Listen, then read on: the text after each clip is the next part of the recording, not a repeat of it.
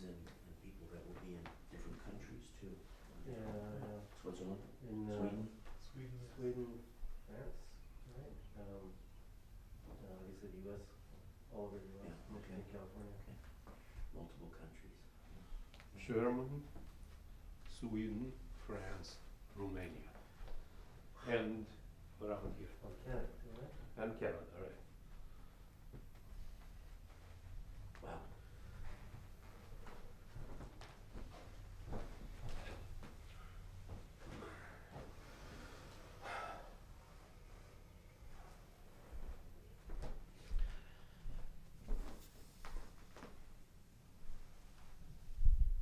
Okay. Mm-hmm. They're giving me the go sign. Yeah. 1 minute. Go. Yeah. He says. Welcome everybody. Welcome everyone. Those of you that are with us today for a celebration of Floricel's amazing life. Thank you for the precious gift that you give Alex, Peter, and Mahai today for being here.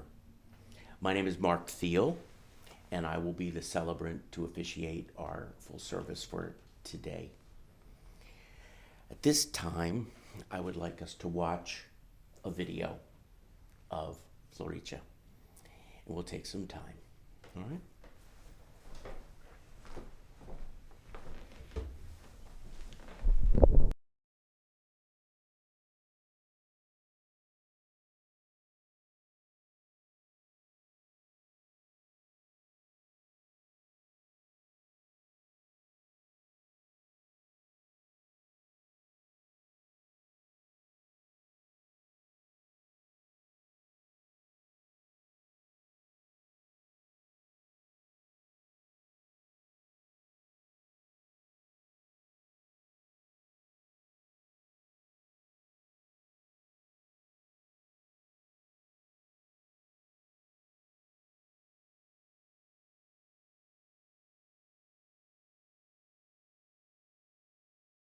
Do it again. Do it again.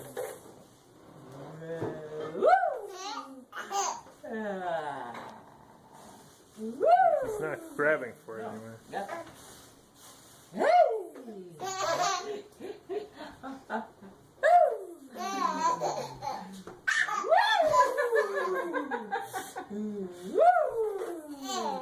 Put my hair. Put my hair. My hair.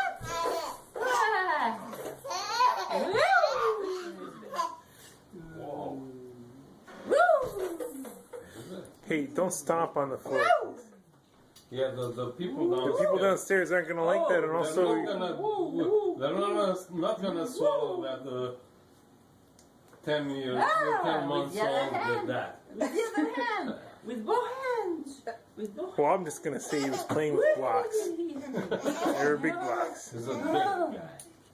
Oh, now you're angry that you cannot pull my hair? You're angry? Angry? Whoa. Woo!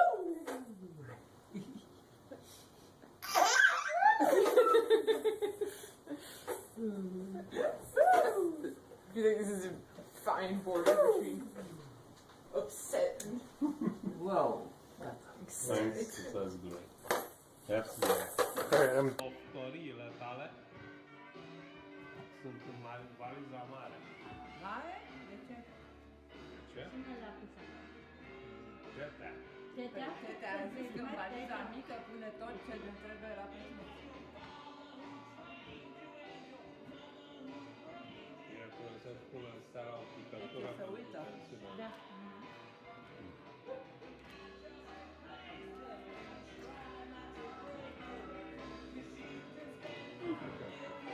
Filmează? Wow! Paradă. Întinde. Nu trebuie să zic.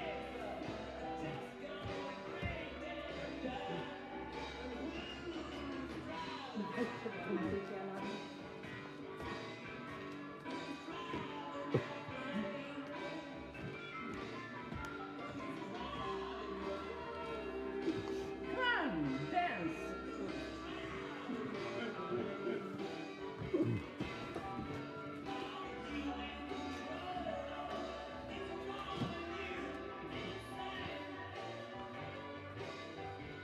Szaladják, hűlőn szalag.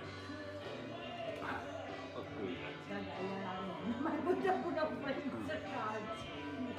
That's what I have to say. Come on!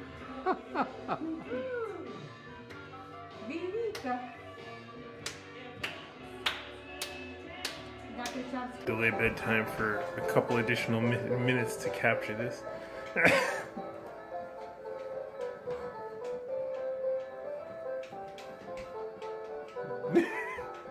I got them both in the house.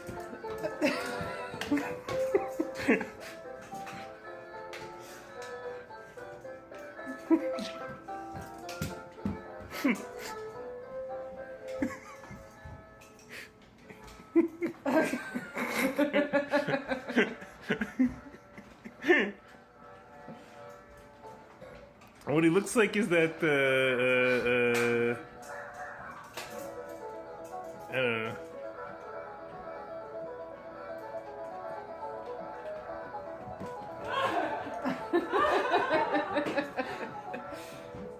I started to do it and he started without looking at me. I wonder what those guys would be having.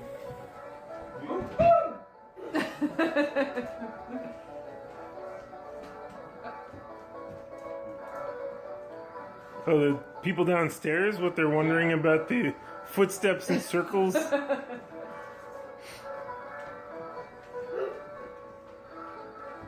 Now it's a 72 years old Alright. dance.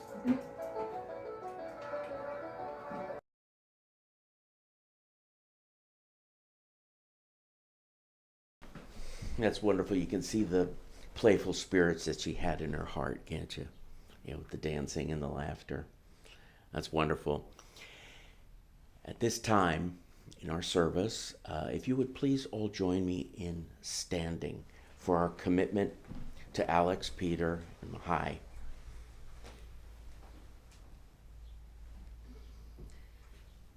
Alex, Peter, Mahai. We are all standing as one. We stand in support and respect, in solidarity, and in honor of Floricel. We stand to remind you that in your sad hour, every one of us here will be beside you to share your stories, to bring shoulders for tears and arms for hugs. When you are weary, remember the people that are standing with us here today. We are all standing to say that Floricel, this majestic, loving, joyful, strong, and beautifully spirited woman, touched each and every person with us here in our time today. We stand to let you know that our hearts and souls will be with you always. You may all be seated, please.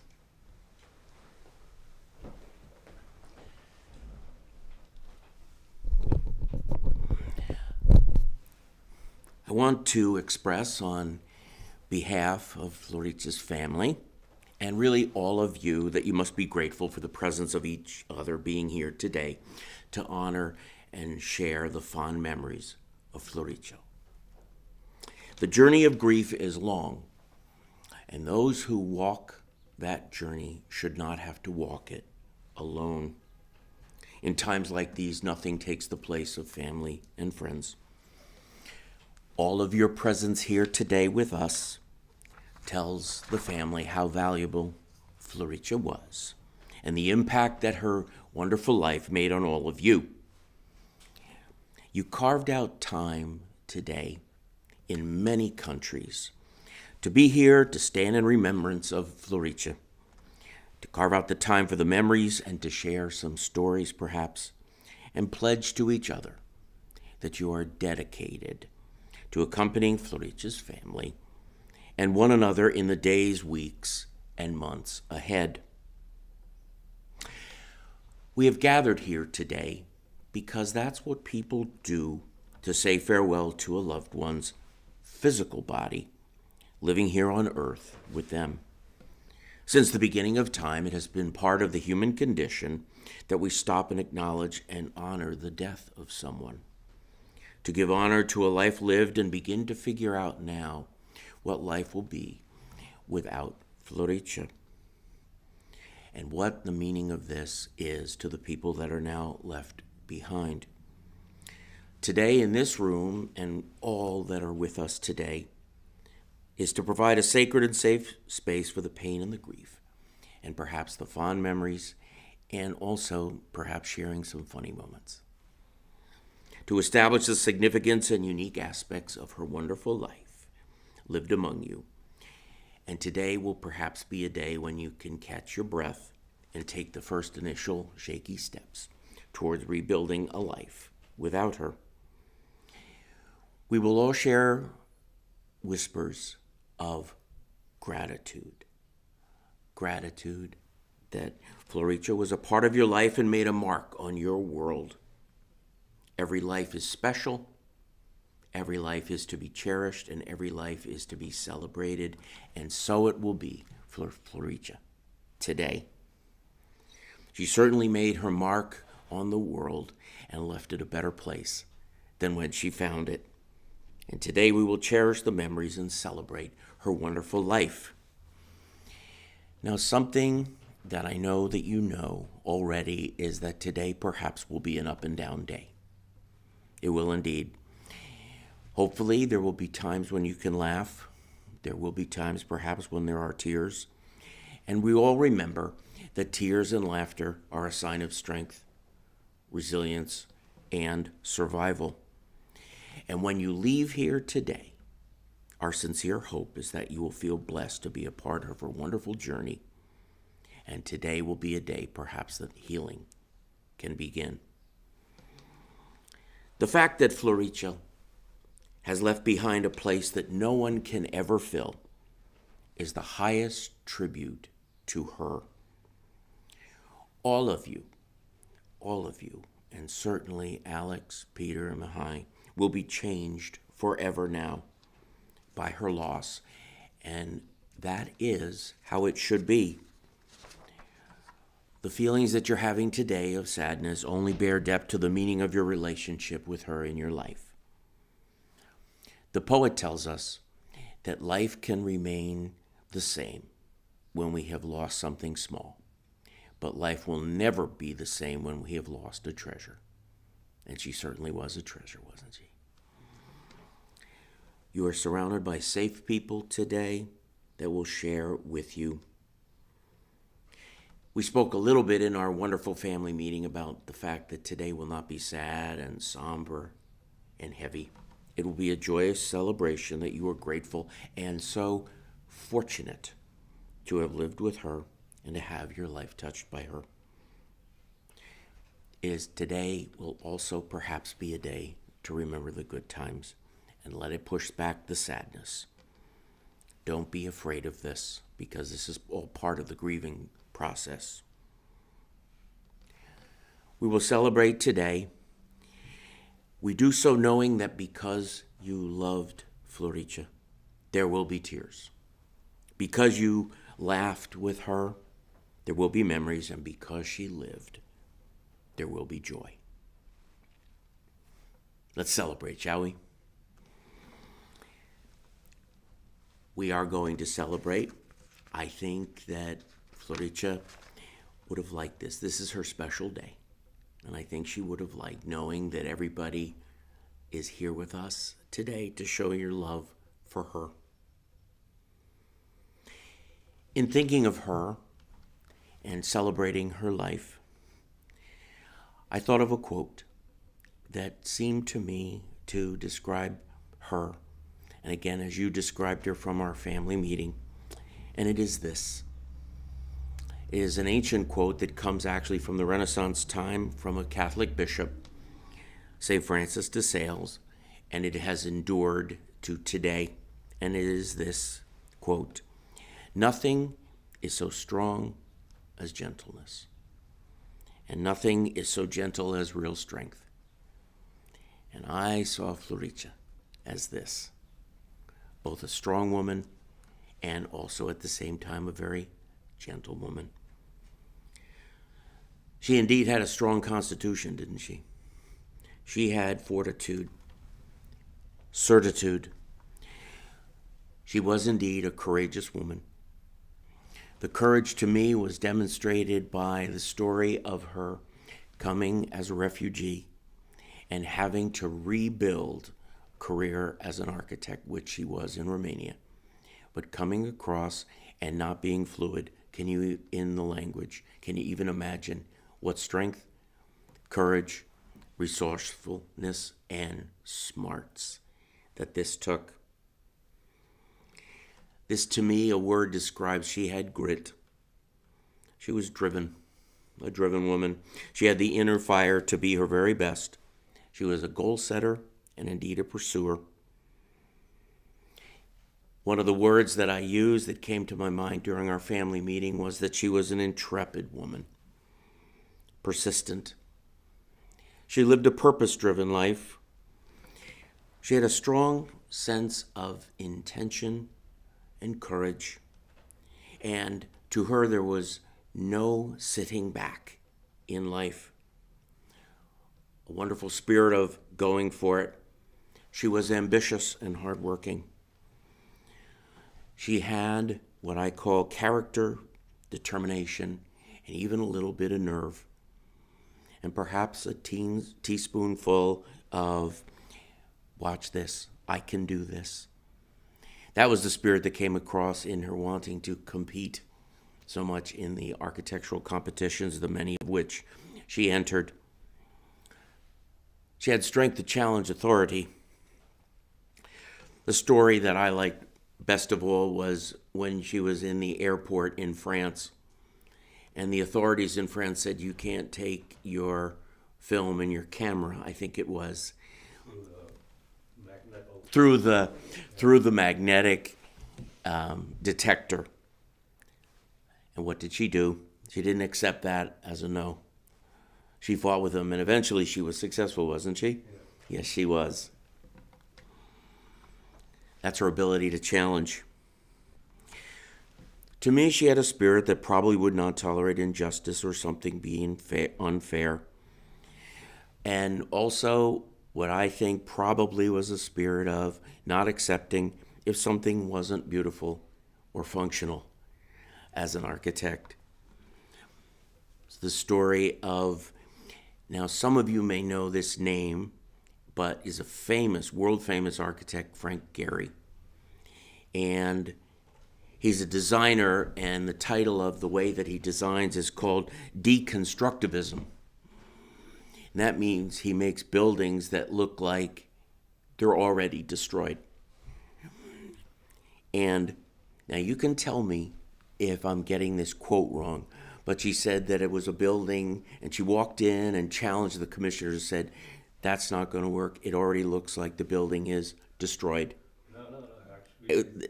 The terrorists? She said it's safe for terrorists because they'll think it's already destroyed. Oh, safe from, I was going to say that about the terrorists. The terrorists wouldn't attack us because it already was ruined. She was never shy about sharing her opinion. Does that sound right? Yeah? Perhaps would share it out loud. She was a very smart woman. Academically competitive, and I'll face the boys on this, and drove them to pursue their academic studies and also to probably have that spirit of competitiveness and expertise. The boys have gone to the most pedigreed schools: University of Chicago, Caltech, and Stanford, getting PhDs, and this is strong and probably by the upbringing of Floricel's spirit of this. Another favorite story that I had, you can tell me, is you were asked to take your SATs over again, multiple times. How many times? Oh, I don't remember. You don't remember? At least three. At least three. At least 3 times to take your SATs over again. At one time, Alex drove him to North Carolina to take the third one. Yeah. Every direction. She insisted we had to go. 'cause Insistence. There was no testing available locally that met the deadline, so she sent us to North Carolina. Uh-huh. All right. That's academic competitiveness, isn't it? And the pursuit of excellence. But indeed, she had a soft and gentle side, too. She was a good mom. Good mom. She was gentle and tender, laughed easily. Kind of mom that would help with homework, right? She was there. She was present. And according to Mahai and Peter, not particularly over-disciplinarian. Yes? Does that sound right? Raised, as I said, 2 very successful sons with Alex. She took care of her mother when she was hospitalized, and indeed was a loving wife to Alex. Wonderful grandmother to Mahai's child.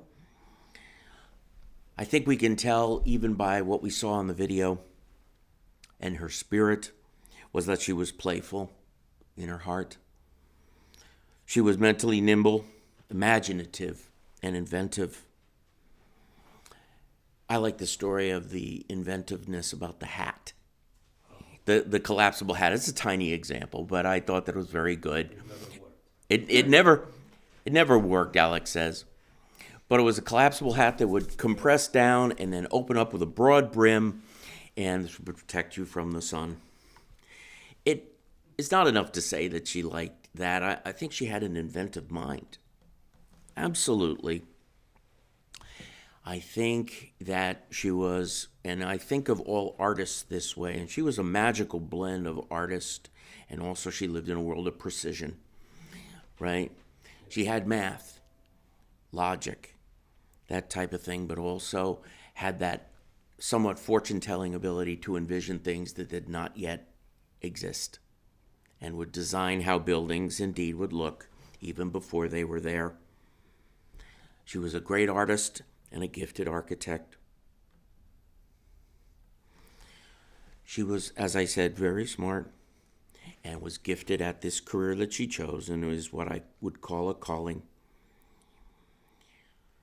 She also was able to think spatially, creatively, flexibly, and indeed was a visionary. As I said earlier, that she was also competitive. She would enter many architectural competitions. Now, this very often you can imagine in architectural competitions there's a deadline to submit your work. Now, Alex, I'm going to paraphrase that she was not a slave to time, right? In essence, would it be too much to say that the deadlines didn't mean deadline? Yeah, she would make her own? Yeah. Yes. So yes, indeed, perhaps maybe a little bit of a procrastinator, woman that would vacuum when she really knew that she should be drafting, would do those types of things. She worked well under pressure, even if it were self-imposed. How does that sounds right? Very good. She could think in the gray, fuzzy, creative world, but Alex told me that she was also black and white, a little bit in her thinking, and had that strong sense of right and wrong. Alex described her. Now, I took this as a very loving word and very accurate, authentic, that she was complex. She was complex. I took it to be really very eclectic, many interests, and had many aspects of her personality. And maybe an example of her eclecticism would be choice in music that Alex enjoyed with her together. Classical, electric folk, and rock and roll. Particularly the Kinks. I just love that. A very interesting woman. I'd like to take some time today to talk about her legacy. Legacy of a person is very important. Every one of us leaves a legacy in the world. Everyone has a life story, and that story needs to be told. We know that a legacy begins at someone's passing. It does not end. I want to do something a little bit unusual for services, and that is that I don't want you to just hear about her legacy. I want you to honor her by perhaps even examining your own life. It's a big ask, I know. What am I asking you to do? I would ask that you would envision yourself sitting with her and her saying to you, please realize that life is precious. Don't sit back on your life. Use your gifts and talents that you are blessed with to make the world a better place, just like I did. To be inspirational, to inspire someone as she did. First, by inspiring yourself. She was a good soul. A good woman that loved people and made their lives better and fuller. Perhaps a woman that didn't think that the best things in life was acquisition, climbing ladders, or status, but she knew that love, generosity, kindness, compassion, and most of all, her humanity were the most important things in life. There's an expression that you may have heard that I'm going to share with you, and it is this, that I am who I am as a person because of you. And this applies for her today. You are all the people that you are because you knew her. She has changed you and changed your lives, and once again making it richer and fuller. Her appeal to us to make life precious and live every special day that you are given, and this is how, indeed, she will challenge you. But, and also, what I think is the greatest legacy of all, the two legacies of all, a wonderful marriage to Alex, and certainly two amazing sons that are making and navigating their way in the world, being successful and changing the world for the better in their own special way. I asked Alex, Peter, and Mihai what they thought Mom's legacy would be, and it was living life to the fullest, never backing down. Don't sit back. Create your own challenges and take them fully, and seize every precious day that you are given.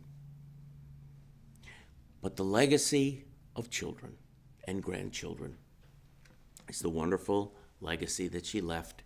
And Alex and Floricel created a home, a safe, loving, affirming home, as you did, that enabled the boys to grow up having the confidence to know their self-worth, strength enough to chase their own dreams, and the ability to know that they were deeply loved. There never could be a greater legacy, could there? At this time, Mihai, would you like to come forward with a few words and memories? Sure.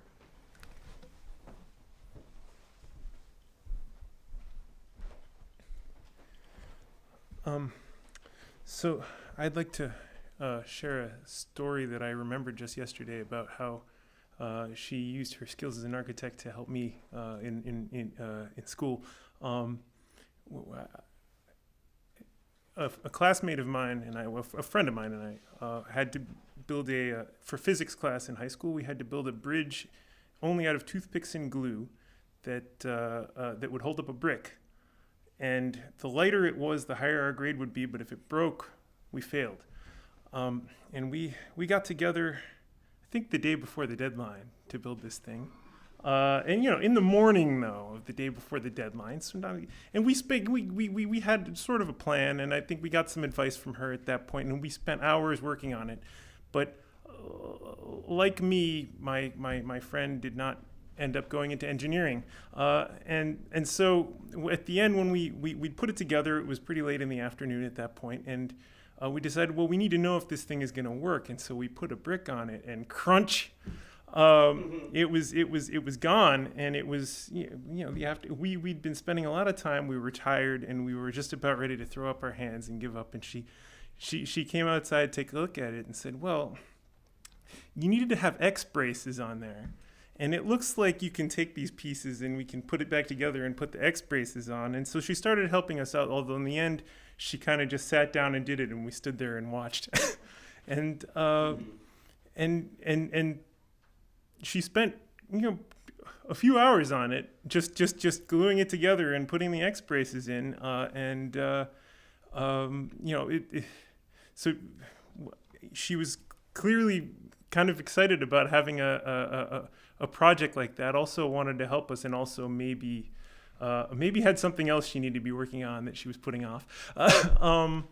We didn't test it then. We were just like, okay, we're gonna see what happens, and we took it, and it held up the brick just fine. So I think we learned some things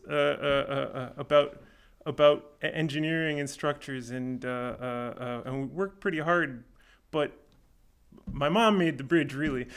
And that's, I think, maybe something I haven't told a lot of people up till now. I also wanted to say, she had a lot of, just more generally, she had a lot of ideas about what we should do, specific ideas about what we should do in life, and pressured us pretty hard to do those things. And some of them I did, some of them I haven't done, at least not yet. And I have to say that the ones I did, I feel pretty good about, and for the most part, the ones I didn't do, I regret. And so I think it was all, they were all pretty good ideas. And I don't think I told her that. Although I think if I were to have told her that, she probably would have just said, "See?" And that would have been really annoying, but in a way that I already miss a lot.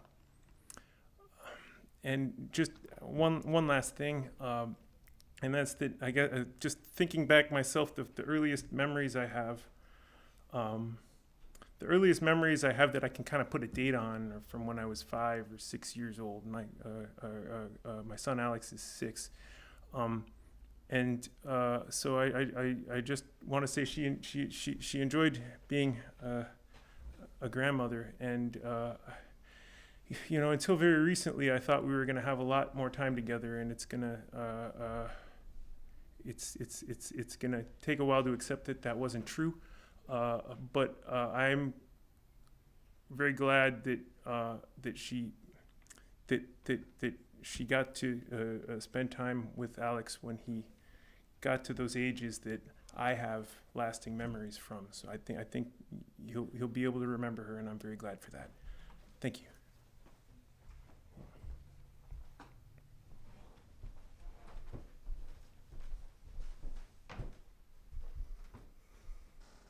Thank you. That's wonderful. I like speaking from the heart. I like stories like that. We talked for a moment, I remember, in our family meeting about the what got passed down in the DNA to you. And I heard in that story a little bit about you waited for the last minute to do the project. And somewhere in there, that was the spirit of Mom, waiting for that last second. And also, obviously, it was a competition of sorts, so she was very competitive. So sounds like that's why she might have jumped in and said, "We can do this." Her spirit of, let's go. I want to share something with you from really biblical imagery, and also something that authors and poets have written about for many years. And that is that comparing grief to waves in the ocean. Let me tell you how this means. Grief will come along to visit at times. And waves, just like in the ocean, will come at different times, at different forms, and perhaps in some moments will knock you down, just like a wave in the ocean, as they tell us. But something magical happens when a wave hits the shore, and that it deposits little treasures that go far beyond your imagination. And so it is with grief. Grief will bring to you little treasures. These treasures will be small. You will find them, or they will find you. It could be little things like, and Alex, this is one of them, that remembering that she would annoy you by saying, woohoo, when she was trying to get your attention. Yeah, one of those tiny things, and you may remember that someday. Music that you all would have liked together with her, perhaps even something like the Kinks. You may open the refrigerator. Now, I'm going to tell this story. You can help me with it. But again, kind of a habit was thinking out loud. Open the refrigerator door and you'll say, where's the milk? No. Wow. No. No? Go ahead. No, it wasn't like that. In her youth, she was very silent. But as she got old, she began thinking aloud. So, So she'd be opening the refrigerator She'd be and she'd be like, opening- well, now she'd where's ask- the milk? Yeah, out loud. she'd say, now where's the milk? And I was doing something else, and I'm thinking that she's talking to me. She wasn't talking to me. She was thinking. She was thinking out loud. Right. Sure. Well, you'll do it someday. And then you'll say, I'll be alone. you'll be alone. And you'll think of her. And there will be moments that you will have, and they will perhaps be happy. Sometimes maybe bringing some sadness, but they will be delivered nonetheless. And perhaps, this is just one that I thought of perhaps, is that you may be driving by and see a beautiful building, beautiful architecture, and admire it, or an ugly one, and say, Florica would have hated that. I could have done better. Anyway, these are little tiny examples of little treasures that will come to you. And perhaps maybe they will trigger, and you will see her again at night in your dreams. Already happens. Already happens. Peter, would you like to come forward at this time?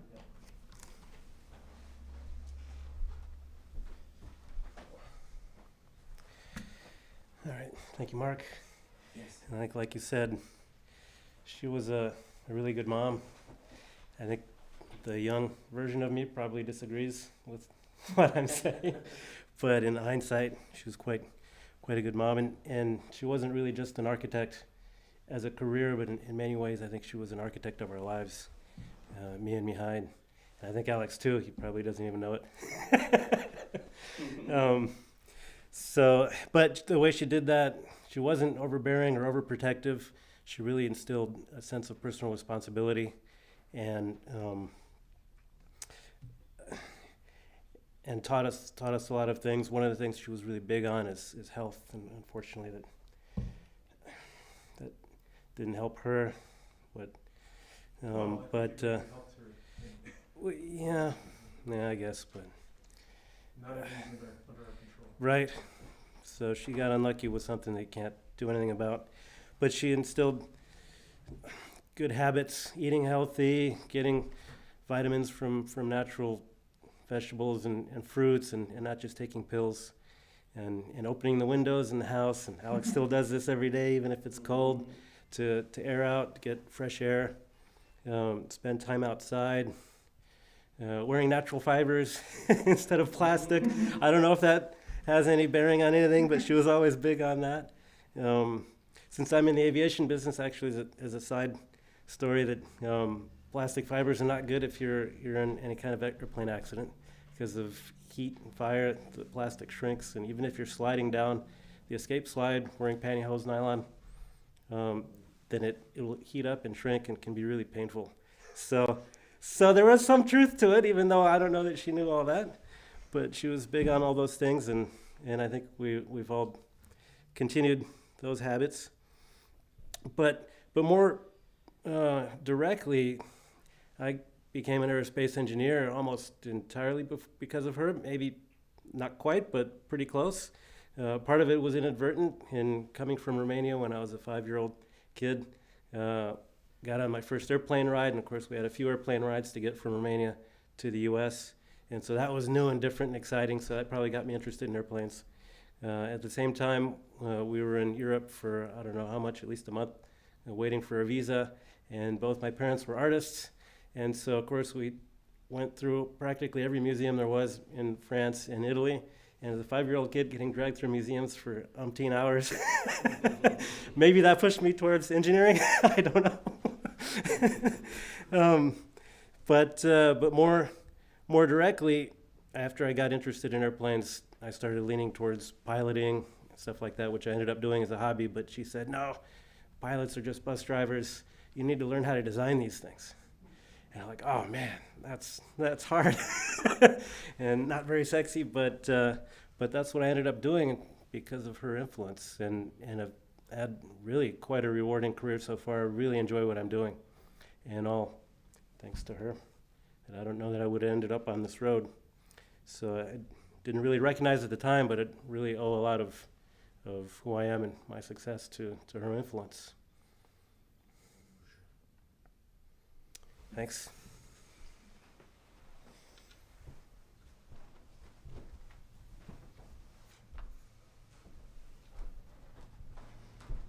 Thank you. Thank you. That is a testimonial to you have become who you are today because of her. Indeed, it is so for both of you.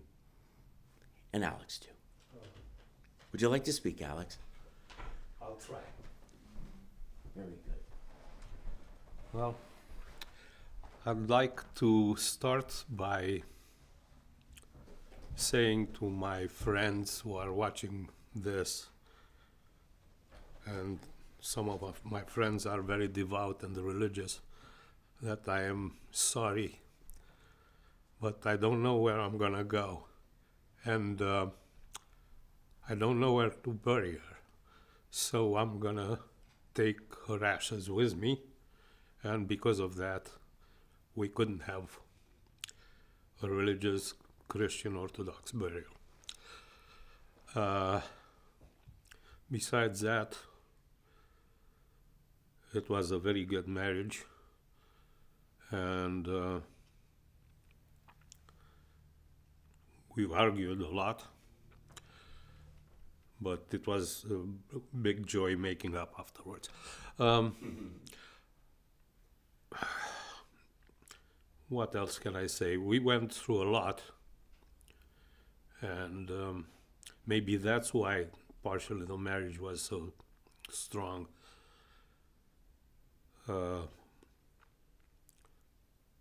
I've had friends who divorced in Romania. Maybe if I would have stayed there with her, we would have argued. But we had to struggle and have adventures together, and then I realized now that there are disadvantages to have a good marriage. She got sick at the beginning of September of last year. Up till then, we thought that we're both healthy, and I was hoping I'm gonna die before her. So there she is.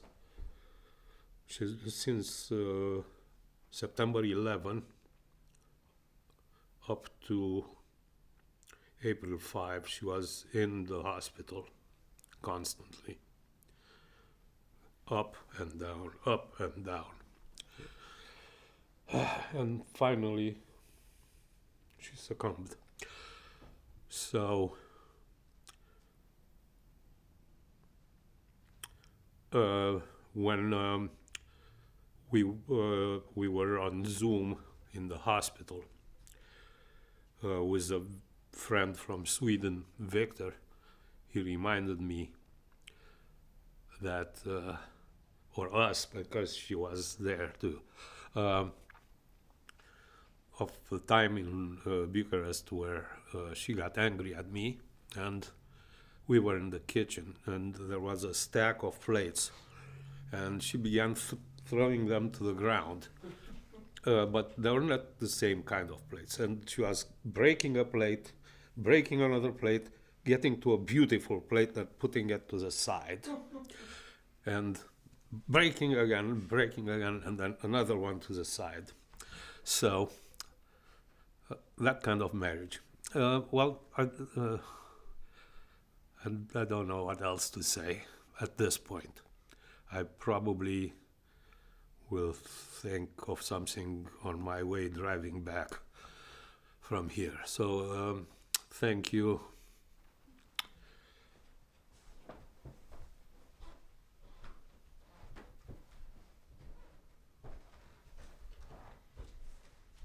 It was wonderful.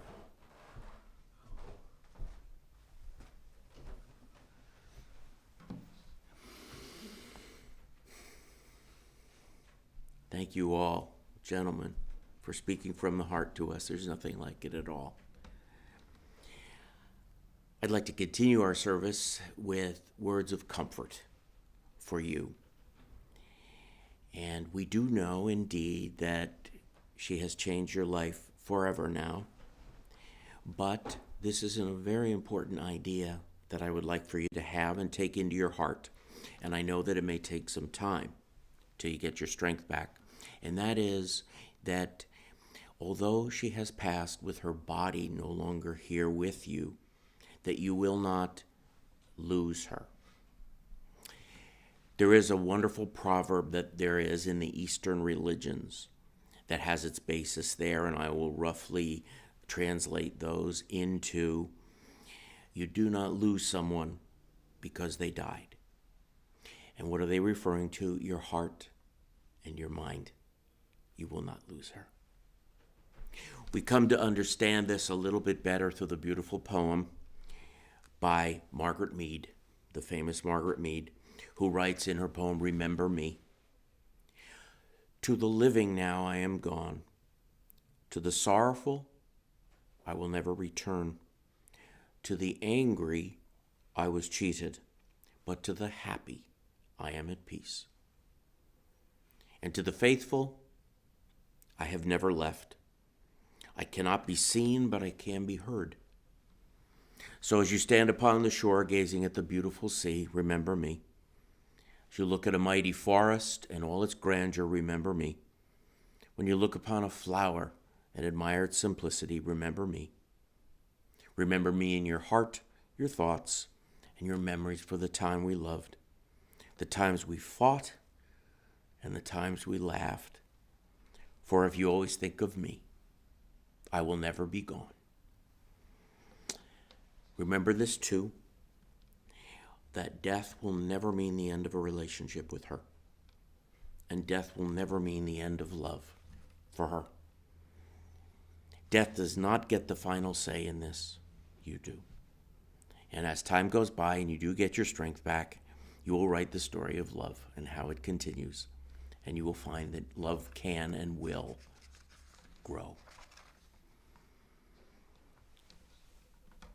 I am hoping for you that you will be able to accept the angels that will come to you in human form. And who are these angels? They are all the people that are with us here today. Lean on them. Accept help when they offer it, because you will need them. At certain times, as we know, grief perhaps will come to visit. And to the angels, please, having been here today is a precious gift to be with us all. But sometimes the going can get rough for these gentlemen about 2 days later, when everybody's life has returned back to normal. Please remember them, angels, with telephone calls that say, I'm thinking about you today, and I just wonder how you're holding up. It can be very simple. And be there for them. Think off of her legacy, often as her legacy is a great inspirational, generous, and caring woman who led with her heart, loved people, was courageous, strong-willed, and a magnificent person, as much as anyone could ever be. for you, the sharp edges of pain and sadness will in time give way to something that is gentler. We say goodbye to Florica's life and wish her a gentle journey as she leaves us. Lead a robust life right now in honor of her. Live as hard as you can and love as hard as you can in honor of Florica. I would like to all of us to hear the comforting words of the 23rd Psalm for her. Then I will have a blessing for all of you, and then finally a blessing for Florica. Let's listen to the 23rd Psalm right now. The Lord is my shepherd, I shall not want. He maketh me lie down in the green pastures, and leadeth me beside the still waters. He restoreth my soul. He leadeth me in the path of righteousness for his name's sake. Yea, though I walk through the valley of the shadow of death, I will fear no evil, for thou art with me. Thy rod and thy staff comfort me. Surely the goodness may follow me all the days of my life, and I will dwell in the house of the Lord forever. As we say goodbye and end our service here today for a tribute, I have a blessing for Florica that I wrote in the form of a letter to her as we say goodbye. Florica, dear Florica, the cares of the world and your worries and pain concern you no longer. You have completed your life. Your good work is now done. Rest now, Florica, knowing that Alex, Mihai, and Peter, and Alex's grandson are well on their way and healthy in their pursuits in life. Please know that we appreciate that you have taught us all well how to love much in your own special ways. You will always be in our hearts as we wish to remain in yours. Thank you for showing us how kindness, understanding, courage, imagination, and compassion, most of all love, can change the world for the better. Please be at peace, Florica, knowing that we know that you are now in a place that you need to be, in the hands of your loving God, cradled and comforted. It is our fondest wish that in some way we will meet again, and in some way we will hear you, and perhaps maybe even see you once again. May blessings come to you for eternity. Blessings to you, good Florica. Blessings always. Amen. Amen. Thank you, gentlemen. It was a blessing to be your celebrant for today.